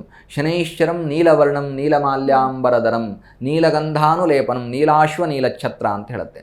ಅಂದರೆ ಎಲ್ಲವೂ ನೀಲಿ ಅಂತ. ಬಟ್ ಶನೈಶ್ವರಿಗೆ ನಾವು ಕಪ್ಪು ಬಣ್ಣ ಸಮರ್ಪಣೆ ಮಾಡ್ತೇವೆ ಅಲ್ವಾ? ಶನಿಯ ಬಣ್ಣ ನೀಲಿಯೂ ಹೌದು, ಕಪ್ಪು ಹೌದು. ಆದರೆ ಕಪ್ಪು ರಾಹುವಿನ ಪ್ರೀತ್ಯರ್ಥವಾಗಿ ಶನಿ ಪರಮಾತ್ಮನಿಗೆ ಸಮರ್ಪಣೆಯನ್ನು ಮಾಡ್ತಕ್ಕಂಥದ್ದು. ಶನೈಶ್ವರನಿಗೆ ಶಾಸ್ತ್ರ ಹೇಳುವುದು ನೀಲಿ ವರ್ಣಂ, ನೀಲಿ ಬಣ್ಣ. ಶನೈಶ್ವರಂ ನೀಲವರ್ಣಂ ನೀಲಮಾಲ್ಯಾಂಬರಧರಂ ನೀಲಗಂಧಾನುಲೇಪನಂ ಅನ್ನೋದಾಗಿ. ರಾಹು ಅಂದರೆ ಆಯುಷ್ಯಕಾರಕ, ಆರೋಗ್ಯಕಾರಕನಾಗಿರ್ತಕ್ಕಂತಹ ರಾಹು, ಫಿಸಿಕಲ್ ಫಿಟ್ನೆಸ್ಸನ್ನು ಕೊಡುವಂಥವನು. ಶನಿ ಕರ್ಮಕಾರಕನೂ ಆಯುಷ್ಯಕಾರಕನೂ ಆಗಿರೋದ್ರಿಂದ ಬರೀ ಆಯುಷ್ಯ ಇದ್ರೆ ಸಾಲದು, ಆರೋಗ್ಯ ಬೇಕು ಅನ್ನೋದಕ್ಕೋಸ್ಕರವಾಗಿ ಶನಿಗೆ ಈ ಸಮರ್ಪಣೆಯನ್ನು ಮಾಡ್ತಕ್ಕಂಥದ್ದು. ಯಾವಾಗ ಮಾಡ್ಕೋಬೇಕು? ಶನೈಶ್ಚರ ಜಯಂತಿ ಬಂದಾಗಂತೂ ಮಾಡಲೇಬೇಕು. ಪ್ರತಿ ಶನಿವಾರ ಮಾಡೋದಾಯಿತು ನಮ್ಮ ಕರ್ತವ್ಯ ಅನ್ನೋದಾಗಿ. ಅದೇ ರೀತಿಯಾಗಿ ಅವನು ಕರ್ಮಕಾರಕ. ಉದ್ಯೋಗದಲ್ಲಿ ಯಶಸ್ಸು ಬೇಕು, ಉದ್ಯೋಗದಲ್ಲಿ ಲಾಭ ಬೇಕು, ಉದ್ಯೋಗದಲ್ಲಿ ಅಭಿವೃದ್ಧಿ ಆಗಬೇಕು, ಟೆನ್ಷನ್ ದೂರವಾಗಬೇಕು. ಉದ್ಯೋಗದಲ್ಲಿ ಪ್ರತಿನಿತ್ಯ ಉದ್ಯೋಗದಲ್ಲಿ ಟೆನ್ಷನ್ ಇಲ್ಲದೇ ಇರೋನು ಯಾರಿದ್ದಾರೆ ಅಲ್ವಾ? ಎಲ್ಲರೂ ಇದ್ದಾರೆ. ಇದೆಲ್ಲದಕ್ಕೆ ನೀವು ಆಸ್ತಿಕರಾಗಿರಿ, ನಾಸ್ತಿಕರಾಗಿರಿ, ನಾನು ಹೇಳಿದಂತಹ ಸಾಲನ್ನು ಶನಿ ಪರಮಾತ್ಮನಿಗೆ ಫಾಲೋ ಮಾಡಿ, ಶನಿ ಪರಮಾತ್ಮನ ಆರಾಧನೆಯಲ್ಲಿ ನಿಮ್ಮನ್ನು ತೊಡಗಿಸ್ಕೊಳ್ಳಿ. ಶಂ ಶನೈಶ್ಚರಾಯ ನಮಃ ಅನ್ನುವಂತಹ ಮಂತ್ರ ಹೇಳ್ಕೊಳ್ಳಿ. ಖಂಡಿತವಾಗಿ ನಿಸ್ಸಂದೇಹವಾಗಿ ಸಿಗತ್ತೆ. ನಾವು ಯಾರಿಗೂ ಹಂಗೆ ಸುಳ್ಳು ಭರವಸೆಯನ್ನು ಕೊಡೋದೇ ಇಲ್ಲ ಅಲ್ವಾ? ಅದು ಶನಿ ಪರಮಾತ್ಮನ ವಿಷಯದಲ್ಲಿ ಇವೆಲ್ಲವೂ ಸತ್ಯವಾಗುತ್ತೆ. ಯಾವಾಗ ಅಂತ ಕೇಳಿದ್ರೆ, ನೀಲಾಂಜನ ಸಮಾಭಾಸಂ ರವಿಪುತ್ರಂ ಯಮಾಗ್ರಜಂ ಛಾಯಾ ಮಾರ್ತಾಂಡ ಸಂಭೂತಂ ತಂ ನಮಾಮಿ ಶನೈಶ್ಚರಂ. ಶನೈಶ್ಚರನ ಮಂತ್ರ ಹೇಳ್ಕೊಂಡಾಗ ಶನಿದೋಷ ಎಲ್ಲ ಪರಿಹಾರವಾಗುತ್ತೆ. ಅದರಲ್ಲೂ ವಿಶೇಷವಾಗಿ ಶನೈಶ್ಚರ ಜಯಂತಿ ದಿನ ಈ ರೀತಿಯಾದಂತಹ ಆಚರಣೆಗಳನ್ನು ಮಾಡಿದ್ರೆ ಮನುಷ್ಯನ ಎಲ್ಲ ಕಷ್ಟಗಳು ದೂರವಾಗುವುದು ನಿಸ್ಸಂದೇಹವಾಗಿ ಸಿದ್ಧ. ಖಂಡಿತ ಗುರುಜಿ. ಇನ್ನು ಈಗ ಸಾಮಾನ್ಯವಾಗಿ ಎಲ್ಲರ ಮನೆಯಲ್ಲೂ ಕೂಡ ಈ ತುಳಸಿ ಕಟ್ಟೆ ಇರುತ್ತೆ. ಎಲ್ಲರೂ ತುಳಸಿ ಪೂಜೆಯನ್ನು ಮಾಡೇ ಮಾಡ್ತಾರೆ. ಇನ್ನು ಈ ತುಳಸಿ ಪೂಜೆಯ ವಿಶೇಷತೆ ಏನು ಗುರುಜಿ? ಮನೆಯ ಬಾಗಿಲ ಮುಂದೆಯೇ ತುಳಸಿ ಗಿಡವನ್ನು ಇಡ್ತಕ್ಕಂಥದ್ದು, ತುಳಸಿ ಪಾಟ್ ಅಥವಾ ತುಳಸಿ ಕಟ್ಟೆಯನ್ನು ಇಡ್ತಕ್ಕಂಥದ್ದು ಲಕ್ಷ್ಮೀನಾರಾಯಣರ ಸಂಕೇತ ಅನ್ನುವಂಥದ್ದು ಒಂದಾದರೆ, ಮನೆಯ ಒಳಗಡೆ ನೆಗೆಟಿವ್ ಎನರ್ಜಿ ಬರುವುದನ್ನು ತಡೆಯುತ್ತೆ. ನಿಮಗೆ ಎಲ್ಲಿ ಸಂತೋಷವಾಗಿರಬೇಕು ಅಂತ ಕೇಳಿದ್ರೆ, ಫಸ್ಟ್ ಆಫ್ ಆಲ್ ನೀವು ಮನೆಯಲ್ಲಿ ಸಂತೋಷವಾಗಿರಬೇಕು. ಮನೆಯಲ್ಲಿ ಸಂತೋಷವಾಗಿದ್ದರೆ, ಮನೆಯ ಫುಲ್ ಫಾರ್ಮ್ ಏನು ಅಂತ ಕೇಳಿದ್ರೆ ಮನಸ್ಸಿಗೆ ನೆಮ್ಮದಿ ಕೊಡುವಂತಹ ಜಾಗ ಅಂತ ಅಲ್ವಾ? ಅಂದರೆ ನಿಮ್ಮ ಮನೆ ಗುಡಿಸಲಾಗಿದ್ರೂ ಕೂಡ ನಿಮಗೆ ಮನೆಗೆ ಬಂದರೆ ಒಂದು ನೆಮ್ಮದಿ ಅಂತ ಸಿಗುತ್ತೆ. ನಿಮ್ಗೆ ಅರಮನೆಯೇ ಬೇಕು ಅನ್ನುವಂಥದ್ದಿಲ್ಲ. ಅದೇ ನೀವು 5 ಸ್ಟಾರ್ ಹೋಟೆಲಲ್ಲೋ 7 ಸ್ಟಾರ್ ಹೋಟೆಲಲ್ಲೋ ಕೂತ್ಕೊಂಡ್ರು ಕೂಡ ನಿಮ್ಗೆ ಆ ನೆಮ್ಮದಿ ಸಿಗದೇ ಇರಬಹುದು. ದುಡ್ಡು ಕೊಡ್ತಾ ಇದ್ದೇನೆ ಅನ್ನುವಂತಹ ಒಂದು ಬಾಧೆ ಕಾಡ್ತಾ ಇರ್ಬೋದು ಅಲ್ವಾ? ಅಥವಾ ನನ್ನ ಮನೆಯಲ್ಲಿಲ್ಲ ಅನ್ನೋಂಥದ್ದು ಅನಿಸ್ಬೋದು. ಮನೆಯಲ್ಲಿ ನಿಮಗೆ ಏನೇ ಕುಡಿದ್ರು ತಿಂದರು ಅಂದರೆ ಒಂದು ಗಂಜಿ ಕುಡಿದ್ರು ಅದಕ್ಕೆ ನೆಮ್ಮದಿ ಅನ್ನುವಂಥದ್ದು ಸಿಗತ್ತೆ. ಆದ ಕಾರಣದಿಂದಾಗಿ ಮನೆಯಲ್ಲಿ ವಿಶೇಷವಾದಂತಹ ನೆಮ್ಮದಿ ಬೇಕು ಅಂದರೆ ಮನೆಯ ಮುಂದೆ ತುಳಸಿ ಗಿಡ ಇಡಬೇಕು, ಪ್ರತಿಯೊಬ್ಬರೂ ಇಡಬೇಕು. ಅದು ಮನೆಯ ಒಳಗಡೆ ಬರುವಂತಹ ನೆಗೆಟಿವ್ ಎನರ್ಜಿಯನ್ನು ತಡೆಯುತ್ತೆ. ಇದು ಧರ್ಮದ ಸಂಕೇತವಲ್ಲ, ಇದು ಭಕ್ತಿಯ ಸಂಕೇತವಲ್ಲ, ಇದು ವೈಜ್ಞಾನಿಕ ಸಂಕೇತ. ಆ ಗಿಡಕ್ಕೆ ಅಷ್ಟು ಶಕ್ತಿ ಅನ್ನುವಂಥದ್ದಿದೆ. ಒಂದು ಸಣ್ಣ ಉದಾಹರಣೆಯನ್ನು ಕೊಡ್ತೇನೆ ನಿಮಗೆ. ನೀವು ಒಂದು ಥರ್ಮಾಮೀಟರನ್ನು ತೆಗೆದುಕೊಂಡು ಹೋಗಿ ಒಂದು ಓಪನ್ ಪ್ಲೇಸಲ್ಲಿ ಇಡಿ, ಅಲ್ಲಿ ಅದರ ಟೆಂಪ್ರೇಚರನ್ನು ನೋಡಿ. ನೀವು ತುಳಸಿ ಗಿಡದ ಪಕ್ಕದಲ್ಲಿ ಅಥವಾ ತುಳಸಿ ಒಂದಷ್ಟು ಗಿಡಗಳಿರುವಂತಹ ಮೊದಲು ಆ ಟೆಂಪ್ರೇಚರ್ನ ಇಡಿ ಅದೇ ಜಾಗದಲ್ಲಿ, ಆಯಿತಾ? ಆವಾಗ ಅದು ಕಡಿಮೆ ತೋರಿಸುತ್ತೆ. ಅಂದರೆ ಹ್ಯುಮಿಡಿಟಿಯನ್ನು ಕಡಿಮೆ ಮಾಡ್ತಾ ಹೋಗುತ್ತೆ. ಅಷ್ಟು ಶಕ್ತಿ ಇದೆ. ಎಲ್ಲ ಗಿಡಗಳು ಮಾಡುತ್ತೆ, ಆದರೆ ತುಳಸಿ ನಾವು ಎಲ್ಲ ಗಿಡವನ್ನು ಮನೆಯೊಳಗೆ ಇಟ್ಕೊಳ್ಳೋಕ್ಕಾಗಲ್ವಲ್ಲ. ಹಾಗಾಗಿ ಖಾಲಿ ಪ್ರದೇಶದಲ್ಲಿ ತೋರಿಸುವಂತಹ ಟೆಂಪ್ರೇಚರು ನಿಮಗೆ ತುಳಸಿ ಮುಂದೆ ಬಂದಾಗ ಕಡಿಮೆ ತೋರಿಸುತ್ತೆ. ಇದರ ಅರ್ಥ ವೈಜ್ಞಾನಿಕವಾಗಿ ಹೆಚ್ಚು ಶಕ್ತಿಯನ್ನು, ಹೆಚ್ಚು ಆರೋಗ್ಯವನ್ನು ಕೊಡ್ತಕ್ಕಂತಹ ಶಕ್ತಿ ತುಳಸಿ ಗಿಡ ಹೊಂದಿದೆ. ಹಾಗಾಗಿ ಮನೆಯ ಒಳಗಡೆ ನೆಗೆಟಿವ್ ಎನರ್ಜಿ ಬರಬಾರ್ದು. ಆಡಭಾಷೆಯಲ್ಲಿ ಹೇಳ್ತಾರೆ ಮಾಟ, ವಾಮಾಚಾರ, ಕೃತ್ರಿಮ ಅಂತ ಹೇಳ್ತಾರಲ್ಲ, ಇದೆಲ್ಲ ಭಯ ಇರೋರು ಮನೆ ಮುಂದೆ ತುಳಸಿ ಇಟ್ಟರೆ ಯಾವ ಕೃತ್ರಿಮ ಬಾಧೆಗಳು ನಿಮ್ಮ ಮನೆಗೆ ಬರೋದಿಲ್ಲ ಮತ್ತು ನಿಮ್ಮನ್ನು ರಕ್ಷಣೆ ಮಾಡುತ್ತೆ. ಹಾಗಾಗಿ ತುಳಸಿ ಗಿಡವನ್ನು ಮನೆ ಮುಂದೆ ಇಟ್ಕೊಳ್ಳಿ, ಪೂಜೆ ಮಾಡಿ, ದೀಪ ಹಚ್ಚಿ. ಆ ಎನರ್ಜಿ ನಿಮ್ಮ ಮನೆಯನ್ನು ರಕ್ಷಣೆ ಮಾಡುತ್ತೆ. ಖಂಡಿತ ಗುರೂಜಿ. ಇನ್ನು ಕೊನೆಯದಾಗಿ ನಮ್ಮ ವೀಕ್ಷಕರಿಗೆ ಯಾವ ಮಂತ್ರವನ್ನು ತಿಳಿಸ್ತಿದ್ದೀರಾ? ಸೂರ್ಯಪುತ್ರೋ ದೀರ್ಘದೇಹೋ ವಿಶಾಲಾಕ್ಷ ಶಿವಪ್ರಿಯ ದೀರ್ಘಾಚಾರ ಪ್ರಸನ್ನಾತ್ಮಾಂ ಪೀಡಾಂ ಹರತು ಮೇ ಶನಿ. ಶನೈಶ್ವರ ಜಯಂತಿ ಇರೋದ್ರಿಂದಾಗಿ ಈ ಮಂತ್ರವನ್ನು ಹೇಳ್ಕೊಳ್ಳಿ, ಶನಿದೋಷ ಪರಿಹಾರವಾಗುತ್ತೆ, ನಿಮ್ಮ ರಕ್ಷಣೆ ಆಗುತ್ತೆ. ಖಂಡಿತ ಗುರೂಜಿ. ಇನ್ನು ಇಷ್ಟೊತ್ತು ನಮ್ಮ ಜೊತೆ ಇದ್ದು ಬಹಳಷ್ಟು ಅರ್ಥಪೂರ್ಣವಾದ ಮಾಹಿತಿಯನ್ನು ತಿಳಿಸ್ಕೊಟ್ರಿ. ಧನ್ಯವಾದ ಗುರೂಜಿ ನಮ್ಮ ಕಾರ್ಯಕ್ರಮಕ್ಕೆ ಬಂದಿದ್ದಕ್ಕೆ. ಧನ್ಯೋಸ್ಮಿ. ಲೋಕಾಹ ಸಮಸ್ತ ಸುಖಿನೋ ಭವಂತು, ಸಮಸ್ತ ಸನ್ಮಂಗಲಾನಿ ಭವಂತು. ನೋಡಿದ್ರಲ್ವಾ ವೀಕ್ಷಕರೇ, ಇವತ್ತಿನ ಸಂಚಿಕೆಯಲ್ಲಿ ವಾರದ ಭವಿಷ್ಯ, ವಾರದ ಪಂಚಾಂಗ, ಇದರ ಜೊತೆಗೆ ವಾರದ ವಿಶೇಷತೆಗಳ ಬಗ್ಗೆ ಕೂಡ ತಿಳಿದುಕೊಂಡ್ವಿ. ಮತ್ತೆ ಮುಂದಿನ ಸಂಚಿಕೆಯಲ್ಲಿ ಭೇಟಿಯಾಗೋಣ. ನೋಡ್ತಾ ಇರಿ ಜಿ ಕನ್ನಡ ನ್ಯೂಸ್. ಸತ್ಯವೇ ಸುದ್ದಿಯ ಜೀವಾಳ.